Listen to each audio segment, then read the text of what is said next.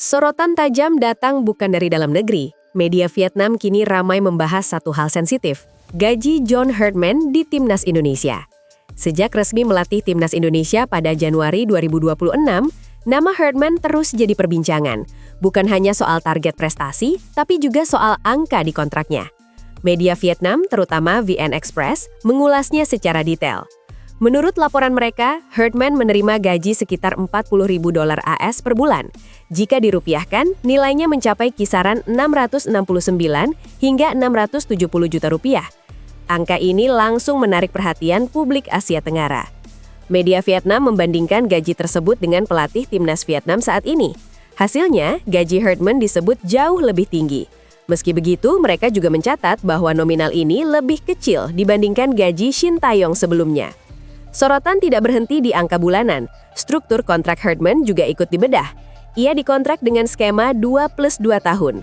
Artinya, Herdman berpeluang bertahan hingga 2030. Syaratnya jelas, target awal hingga 2027 harus tercapai. Ini dinilai sebagai proyek jangka panjang yang serius. Media Vietnam juga menganalisis alasan Herdman menerima tawaran Indonesia. Stabilitas finansial menjadi faktor utama. Selain itu, proyek jangka panjang PSSI dianggap sangat menarik. Disebutkan pula bahwa Herdman menolak tawaran dari negara lain. Honduras dan Jamaika disebut termasuk dalam daftar tersebut. Keputusan ini memperkuat kesan bahwa Indonesia kini punya daya tarik besar. Sorotan media asing ini menunjukkan satu hal, Timnas Indonesia semakin diperhitungkan di kawasan, dan setiap langkahnya kini selalu jadi bahan pembicaraan. Bagaimana menurut kalian soal gaji dan proyek John Herdman ini? Tulis pendapat kalian di kolom komentar. Jangan lupa like, subscribe, dan share agar pembahasan sepak bola Asia Tenggara terus hidup dan makin seru. Ini bukan sekedar target biasa. Ini adalah mimpi terbesar sepak bola Indonesia. Dan kini, misi itu resmi diserahkan ke satu nama. John Herdman ditunjuk sebagai pelatih kepala Timnas Indonesia dengan satu tujuan utama. Membawa skuad Garuda lolos ke Piala Dunia 2030. Target ini menjadi puncak dari proyek jangka panjang PSSI. Peluangnya kini terbuka lebih lebar. Format baru Piala Dunia memberi jatah lebih besar bagi negara Asia. Dan Indonesia ingin memanfaatkan momen ini sebaik mungkin. Namun jalan menuju 2030 tidak instan. Ada target jangka menengah yang harus dilalui lebih dulu. PSSI menargetkan Indonesia menembus babak 16 besar Piala Asia 2027. Target ini bukan sekedar prestasi. Ia menjadi tolok ukur kesiapan tim secara mental dan kualitas.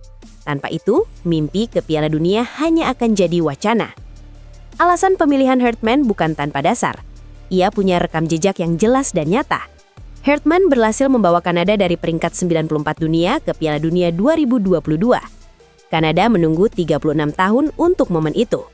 Kini, Indonesia berharap kisah serupa terulang, dengan skala dan tantangan yang berbeda. Misi besar ini didukung kontrak jangka panjang.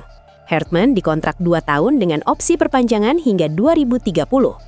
Artinya, ia diberi waktu untuk benar-benar membangun fondasi tim. Stabilitas finansial juga menjadi bagian penting dari proyek ini. Semua dirancang untuk satu tujuan besar, Piala Dunia 2030. Kini pertanyaannya, apakah John Herdman mampu menjawab kepercayaan ini? Tulis pendapat kalian di kolom komentar. Jangan lupa like, subscribe, dan share agar dukungan untuk Timnas Indonesia terus menyala sampai mimpi ini benar-benar terwujud. Nama John Herdman bukan muncul tanpa alasan. Ia datang bukan hanya membawa janji, ia datang dengan bukti. Prestasi terbesar Herdman tercatat bersama Timnas Kanada. Di bawah kepemimpinannya, Kanada berhasil lolos ke Piala Dunia 2022. Sebuah pencapaian bersejarah setelah absen selama 36 tahun. Bukan sekadar lolos, Kanada tampil dominan di kualifikasi. Mereka keluar sebagai juara grup babak ketiga kualifikasi CONCACAF. Meksiko dan Amerika Serikat bahkan harus berada di bawah mereka. Herdman juga mengangkat posisi Kanada di ranking FIFA. Ia membawa Kanada menembus 40 besar dunia, peringkat tertinggi sepanjang sejarah negara tersebut. Sebelum sukses bersama tim pria, Herdman lebih dulu bersinar di tim wanita Kanada. Ia membimbing timnas wanita meraih 2 medali perunggu Olimpiade. Prestasi itu diraih di Olimpiade London 2012 dan Rio de Janeiro 2016.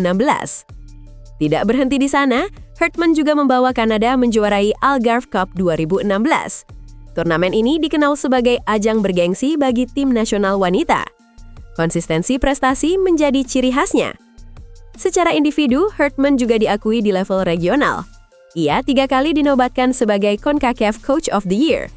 Penghargaan itu diraih pada 2012, 2014, dan 2015.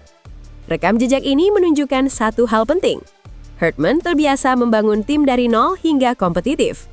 Dan ia tahu cara mengubah potensi menjadi hasil nyata. Kini tantangan baru menantinya bersama Timnas Indonesia. Apakah prestasi serupa bisa terulang di Asia? Tulis pendapat kalian di kolom komentar. Jangan lupa like, subscribe, dan share agar semakin banyak yang tahu siapa sebenarnya John Herdman dan apa yang bisa ia bawa untuk Timnas Indonesia. Rumor besar akhirnya dijawab langsung oleh pelakunya. Nama Ivar Jenner kembali jadi sorotan publik Indonesia. Dan kali ini jawabannya cukup mengejutkan. Dalam wawancara dengan media Belanda, Ivar Jenner buka suara soal masa depannya. Ia menanggapi rumor kepindahannya ke Persija Jakarta secara terbuka. Pengakuannya terdengar jujur dan apa adanya. Jenner mengakui adanya ketertarikan dari klub Indonesia. Namun, ia juga mengungkap keraguan besar jika harus bermain di Jakarta. Masalah utamanya adalah privasi. Menurut Jenner, ia merasa tidak bisa bergerak bebas jika tinggal di Jakarta. Fanatisme supporter Indonesia yang luar biasa justru menjadi tantangan tersendiri. Ia menilai kehidupan sehari-hari akan jauh lebih sulit dibandingkan di Belanda. Pernyataan ini langsung mencuri perhatian. Bagi Jenner, ketenangan di luar lapangan sangat penting, terutama untuk pemain muda yang masih dalam tahap berkembang. Ia juga menegaskan bahwa prioritas utamanya saat ini tetap Eropa. Meski situasinya di FC Utrecht tidak ideal, ia ingin bertahan di benua tersebut. Mencari klub baru di Liga Eropa lain menjadi fokus utama.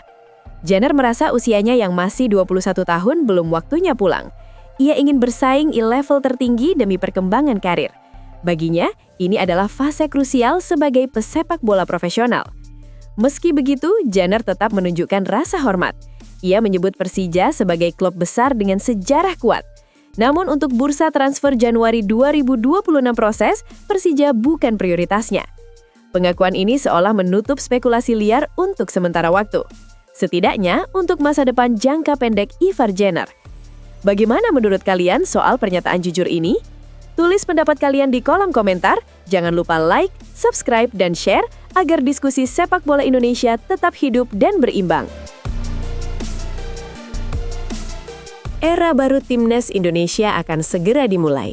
Dan seperti biasa, perubahan selalu membawa konsekuensi. Tidak semua pemain akan aman di bawah pelatih baru. John Herdman disebut akan membawa standar yang jauh lebih tinggi. Disiplin taktik, intensitas permainan, dan kebugaran fisik jadi syarat utama. Inilah yang membuat beberapa nama mulai berada di posisi rawan. Nama pertama adalah Stefano Lillipali. Kualitas teknik dan pengalaman Lillipali tidak perlu diragukan. Namun, usia 35 tahun menjadi tantangan besar. Gaya main Herdman menuntut pressing agresif selama 90 menit. Mobilitas tinggi menjadi keharusan, bukan pilihan. Situasi ini membuat Lillipali berpotensi kembali terpinggirkan. Nama kedua adalah Mauro Zylstra. Masalah utamanya bukan bakat, melainkan jam terbang. Hingga musim 2025-2026, ia belum menembus tim utama FC Volendam. Herdman dikenal hanya mempercayai pemain yang rutin tampil di klub. Minimnya menit bermain di level senior jadi catatan serius. Jika tak segera berubah, posisinya bisa digeser pemain lain. Nama ketiga adalah Egy Maulana Fikri. Egy masih punya nama besar, tapi situasinya di klub belum ideal. Ia belum menjadi pilihan utama di kompetisi domestik. Kontribusinya lebih terlihat di level Asia. Namun bagi Herdman, konsistensi di liga tetap jadi tolok ukur utama. Tanpa menit bermain reguler, peluang Egy di timnas bisa mengecil. Inilah realita era baru. Nama besar tidak lagi jadi jaminan. Semua harus dibuktikan lewat performa dan kesiapan fisik. Menurut kalian, siapa lagi yang berpotensi tersingkir di era John Herdman? Tulis pendapat kalian di kolom komentar. Jangan lupa like, subscribe, dan share agar pembahasan timnas Indonesia terus hidup dan makin kritis.